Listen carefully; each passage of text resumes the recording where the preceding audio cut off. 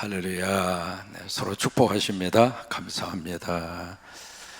고맙습니다. 사랑합니다. 새벽에 만나서 행복합니다. 어린이집 그리고 영아부에 속한 친구 중에 정진이라고 하는 아이가 있습니다. 그 다문화 가정의 출신의 아이고 그 위에 형이 있고요. 벌써 한 두어 달 됐죠. 갑자기 이 아이가 고열이 계속 이렇게 올라서 주변에 병원에 가서 보니까 그 열이 떨어지지가 않아요. 그래서 이제 원대로 급히 가서 치료를 받았는데 원대에서도 이제 여러 가지 약을 투약을 하고 치료를 했습니다만은 이 열이 제대로 잡히지를 않았습니다. 그래서 이제 원대에서는 이게 백혈병의 일종일 것이다. 그래서 진단을 이렇게 쭉 하면서 원대에서 마지막 내린 결론이 희귀성 질환으로 그렇게 이제 진단을 해요. 그 약을 계속 이렇게 투여를 하면서 여기 있는 것보다는 서울에 있는 병원에 가는 게 좋겠다 싶어서 서울대 병원으로 정진이를 그쪽에 가서 치료를 받을 수 있도록. 그때부터 이 어린이집하고 영아부에서 계속 기도했습니다. 다문화 가정이기 때문에 치료비도 그렇고 또 서울까지 올라가서 이 아이를 치료를 해야 되고 쉬운 일이 아니잖아요. 그리고 이제 엄마가 캄보디아 출신의 엄마인데 한국말이 뭐 우리처럼 그렇게 완벽한 것도 아니고 어쨌든 어린이집은 어린이집대로 영아부는 영아부대로 또 치료비도 그러고 그래서 이제 교회가 할 수 있는 일을 좀 감당하자 해서 다문화 사역팀에서 같이 이제 손도 잡아주고 도움도 주고 그러면서 제가 미국에 있을 때 영아부 전도사님이 연락이 왔어요. 정진이를 위해서 우리가 9월 마지막 주에 바자회를 좀 하고 싶다고.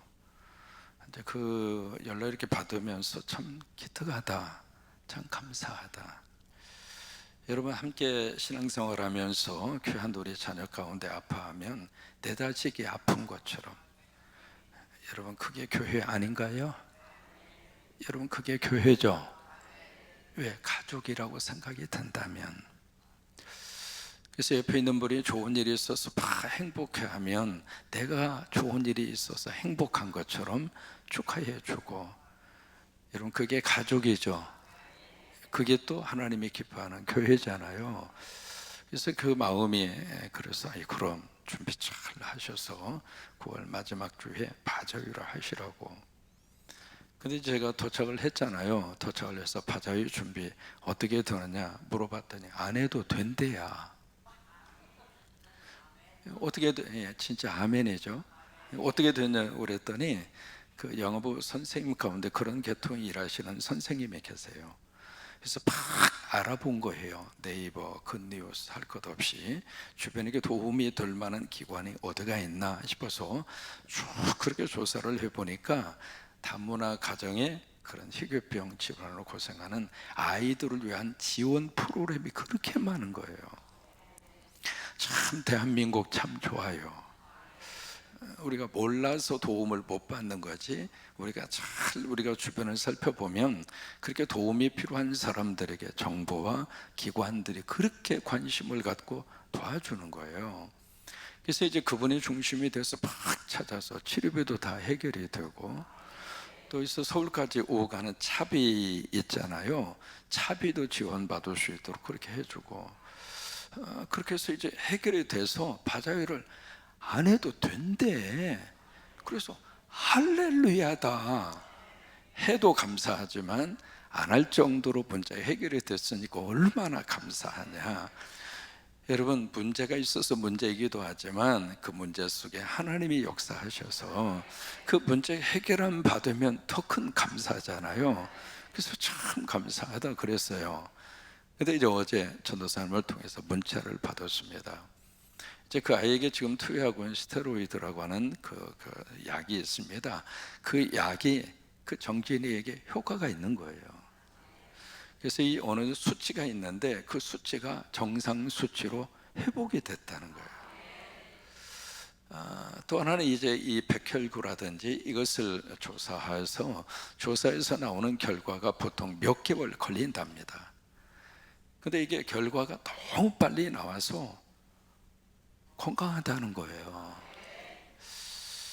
어제 그 문자를 이렇게 받으면서 참 하나님이 그 가정을 사랑하시는구나. 또 하나님이 어린이집과 영아부 사역자들과 교사들의 눈물과 헌신과 그 기도를 하나님이 받으시는구나. 여러분, 우리가 믿는 하나님 좋으신 분이라고 믿어지십니까? 그래요.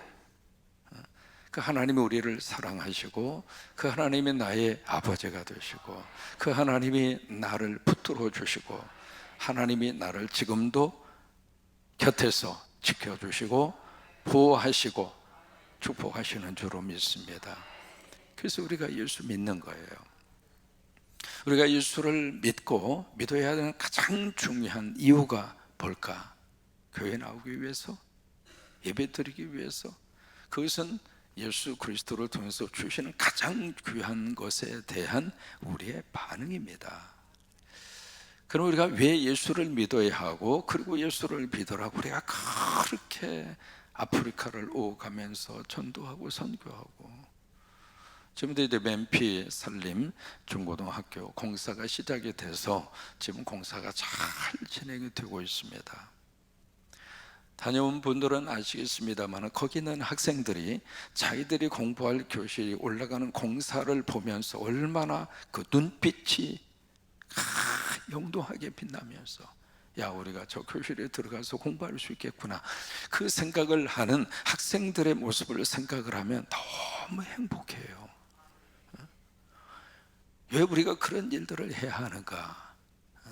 가장 중요한 이유와 목적이 뭘까? 오늘 설교 제목하고 연관이 되어 있습니다. 구원과 심판 때문에 그래요. 그래서 우리에게 잘 말씀을 해주시는 성경이 요한복음 3장입니다. 3장 전체의 주제가 바로 구원과 심판에 대한 문제거든요.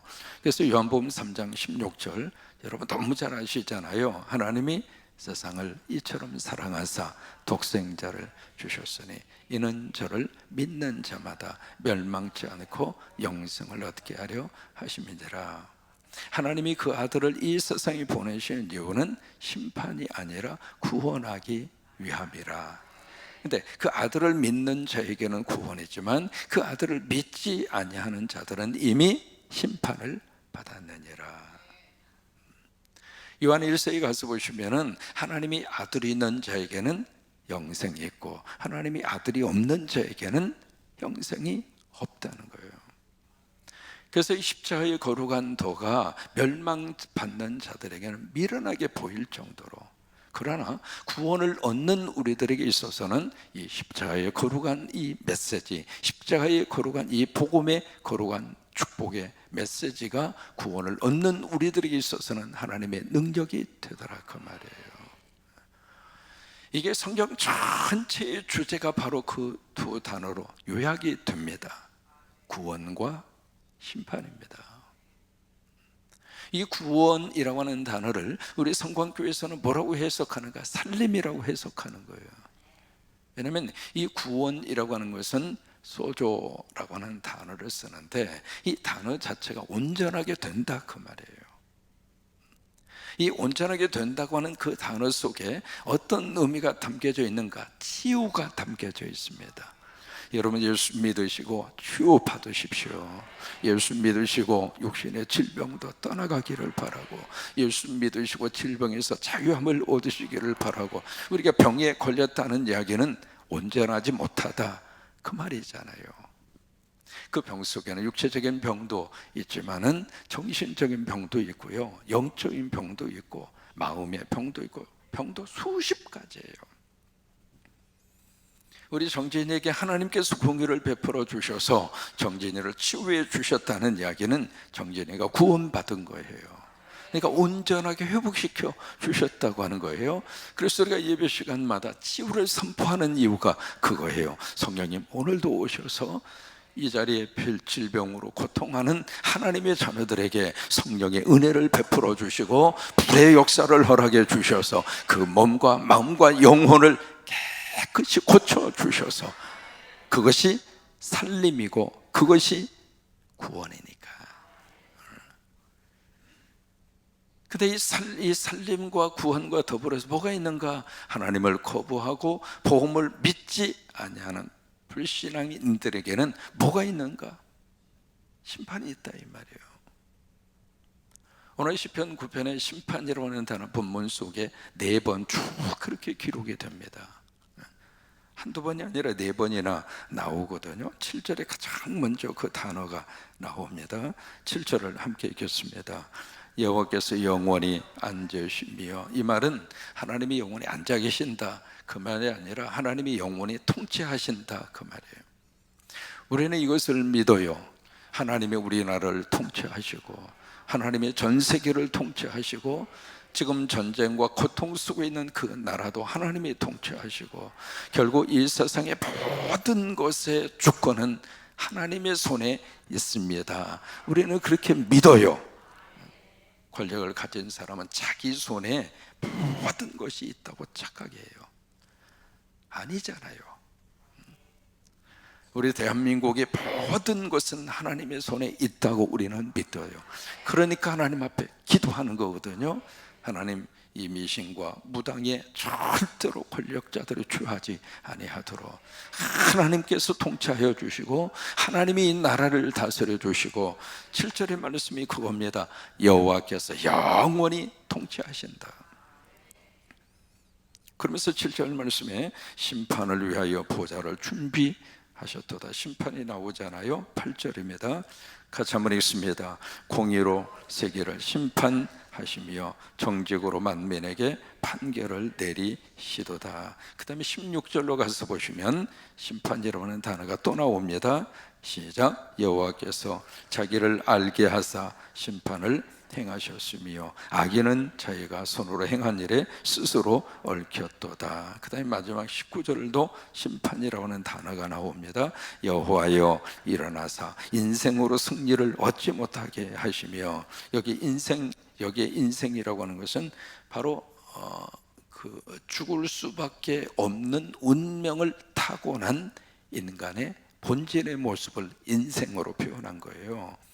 그래서 여기 19절에 있는 말씀대로 인생으로 승리를 얻지 못하게 하시며 이방 나라들이 주 앞에서 무엇을 받아요? 심판을 받게 하소서. 그러니까 심판이라는 단어가 쭉 그렇게 계속해서 나오잖아요. 근데 그런 속에서 하나님이 구원의 은혜를 베풀어 주세요. 그게 9절입니다. 9절을 함께 고백합니다. 여호와는 압제를 당하는 자의 요새이시요 환난 때의 요새이시로다. 요새라고 하는 게 피난처잖아요. 피난처. 막 지금 다윗의 입장으로서는 그의 아들 압살롬에 의해서 막 지금 쫓기고 있거든요. 근데 그 전에 다윗은 사울에 의해서 계속 광야 속에서 쫓기고 또 쫓기고 또 쫓기고. 이스라엘에 가서 보시면은 아둘람 동굴을 여러분들이 가서 보실 수가 있습니다. 언덕이 이렇게 있거든요. 언덕 속에서 깊은 계곡이 있고 계곡 건너편에 동굴이 그렇게 보여요. 보이는 그 동굴이 바로 아둘람 동굴입니다. 다윗이 거기에 숨었던 장소거든요. 그 속에 들어가 있는데 사울이 막 추격하다가 하도 뒷일이 보고 싶어가지고, 다시 말해 찌간에 가고 싶어가지고, 그래서 찾다가 보니까 아니 저기 동굴이 있네. 딱 들어가서 쏙 들어간 거예요. 이게 밝은 곳에 있다가 어두운 데로 들어가면 들어가는 사람은 안 보입니다. 근데 안에 있는 사람은 밖에서 들어오는 사람을 볼 수 있어요, 없어요? 볼 수 있어요. 딱 보니까 아니 저것이 기어 들어오네. 그러고는 쭈들겨 앉아가지고 끙끙대면서 주여 나오게 하여 주시옵소서. 그리고 직관에서 볼일을 보고 있는 거예요. 세상에 다윗의 옆에 있는 장군이 때는 이때다. 근데 다윗은 어떻게 했어요? 건들지 않았어요. 왜요? 못된 사람이지만 하나님이 세웠다고 하는 믿음 때문에, 하나님이 세웠으니 하나님이 처리하신다, 그 믿음이 있었어요. 내가 손대지 않아도, 내가 이 순간에 그를 없애지 않아도 하나님이 없앨 것이다, 하나님께서 치워버릴 것이다. 여러분, 그게 하나님의 역사입니다. 세우기도 하지만 하나님께서 치워버리기도 해요. 사울을 왕으로 세우신 분도 하나님이지만 사울을 치워버린 분도 하나님이세요. 그래서 그 하나님이 하시도록 다윗은 하나님의 심판의 그 역사를 믿고 하나님에게 맡기고 손대지 않았어요. 여러분, 이게 하나님의 놀라운 역사거든요. 그러니까 다윗이 살 수 있었던 이유는 하나님이 그런 요새 피난처를 쭉 곳곳에 다윗에게 제공을 해준 거예요. 여러분, 피난처 가운데 최고의 피난처가 어디 있는가? 예수 그리스도예요. 예수님이 피난처예요.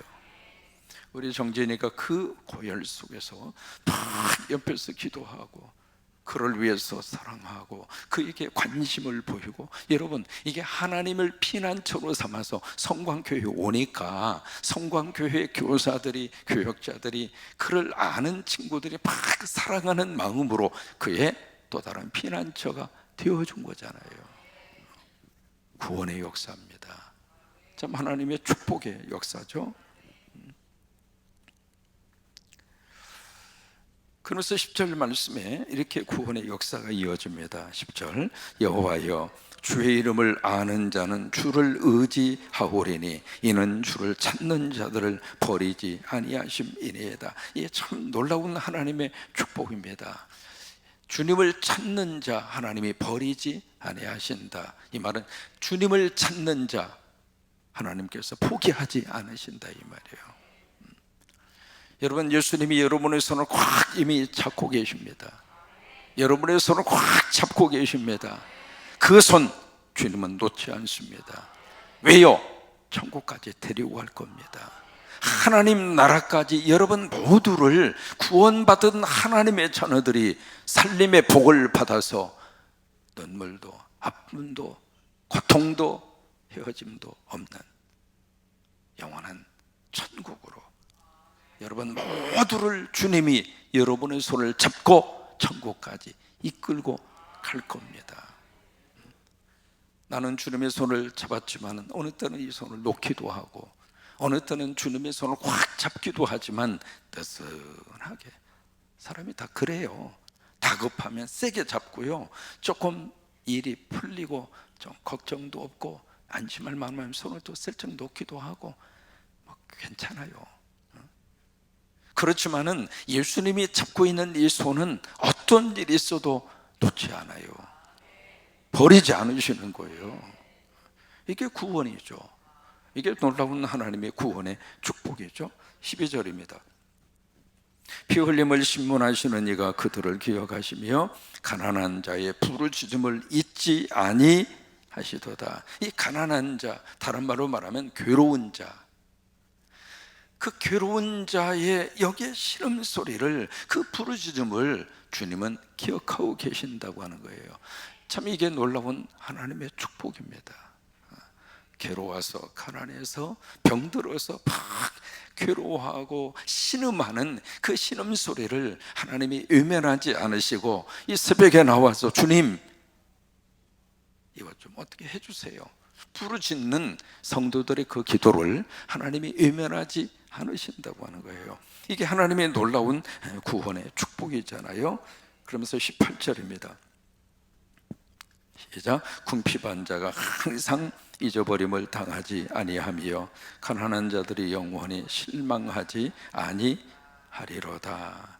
여기에 궁핍한 자, 가난한 자, 이 사람들은 세상에서 가장 힘들게 사는 사람들이잖아요.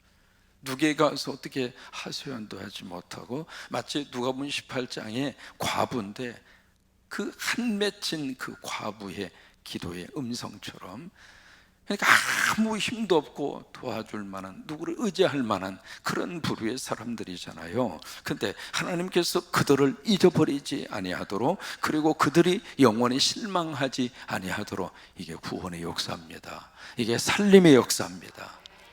여러분, 이 구원과 심판, 이게 전체 시편에 쭉 흐르고 있는 가장 중요한 주제이고 가장 중요한 핵심 내용입니다.